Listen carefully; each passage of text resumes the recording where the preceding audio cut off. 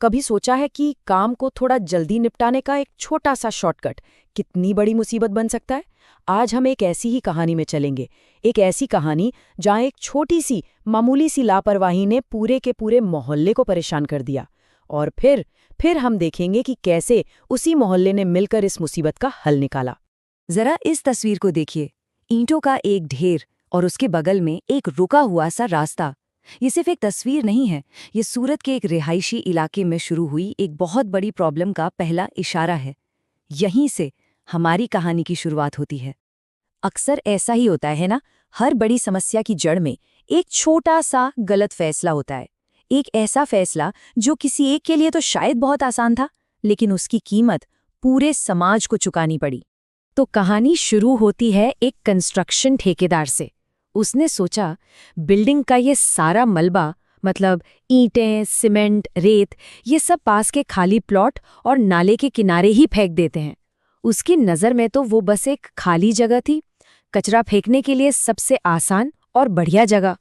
ठेकेदार के लिए ये बस एक शॉर्टकट था। सिंपल, समय बचाओ, पैसा बचाओ और किसी भी झंझट से बचो। लेकिन इस आसानी के पीछे जो एक बड़ी परेशानी छिपी हुई थी ना, उसका अंदाजा उसे बिल्कुल भी नहीं था। और जैसा कि अक्सर होता है, एक छोटी सी लापरवाही को एक बड़ी मुसीबत बनने में ज्यादा टाइम नहीं लगता। देखते ही देखते ये मलबा पूरे मोहल्ले के लिए एक बड़ा सिरदर्द बन गया। तो हुआ ये कि पहले दिन वो प्लॉट एकदम साफ सुथरा था। फिर कुछ ही दिनों में वहां मलबे का एक ढेर नहीं, एक पहाड़ सा खड़ा होने लगा। और फिर आई बारिश। बारिश के बाद क्या हुआ? सारा का सारा मलबा बहकर सीधा नाले में चला गया और उसे कर दिया ब्लॉक, पूरी तरह से जाम। और इसका नतीजा, अगली सुबह पूरी की पूरी सड़क पानी में डूबी हुई थी। अब सोचिए, इस एक घटना ने लोगों की रोज की जिंदगी पर कैसा असर डाला होगा।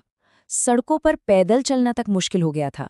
नालियों का गंदा पानी कुछ लोगों के दरवाजों तक पहुंच रहा था और आने जाने का रास्ता भी लगभग बंद सा हो गया था। लेकिन जब सब कुछ गलत हो रहा था, तभी कहानी में एक नया मोड़ आता है। एक शख्स ने सिर्फ शिकायत करने के बजाय इस प्रॉब्लम की जड़ तक जाने और कुछ करने का फैसला किया। उसी मोहल्ले में रहने वाले अमित ने जब ये सब देखा, तो उसे मामला समझने देर नहीं लगी। उसने पानी से भरी सड़क और पास पड़े मलबे के ढेर के बीच का कनेक्शन तुरंत पकड़ लिया। वो समझ गया कि यह कोई अचानक आई बाढ़ नहीं, बल्कि किसी की लापरवाही का सीधा नतीजा है। तो अमित ने चुप बैठने के बजाय सीधा उस ठेकेदार से बात करने का फैसला किया। उसने बहुत शांति से, लेकिन एकदम सीधे सीधे सवाल पूछा, ताकि सच्चाई सामने आ सके।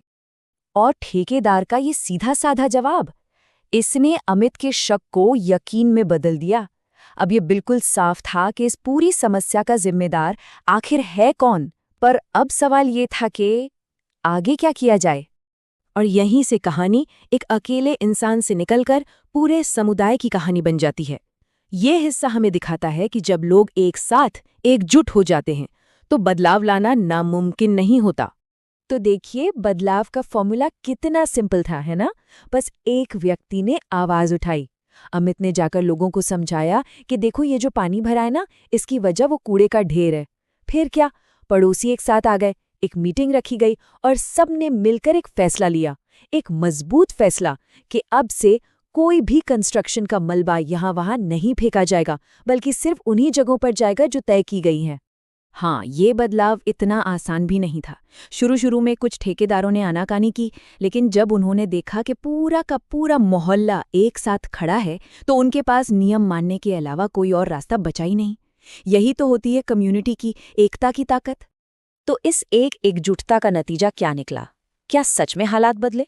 चलिए अब देखते हैं कि इस सामूहिक कोशिश का असर कितना ठोस और कितना पॉजिटिव रहा। ज्यादा इंतजार नहीं करना पड़ा। आपको पता है, सिर्फ 1 महीने के अंदर ही उस इलाके की तस्वीर पूरी तरह से बदल गई थी। ये जो पहले और बाद की तस्वीरें हैं ना, ये सब कुछ कह देती हैं। जहां पहले मलबे के ढेर थे, नालियां जाम थीं और सड़कें पानी से भरी थीं, वहीं अब एक साफ सुथरा प्लॉट था। नालियां बिना किसी रुकावट के बह रही थीं और सड़क एकदम खुली और साफ थी। ये उस पूरे समुदाय की जीत थी। और यही इस पूरी कहानी का असली सबक है।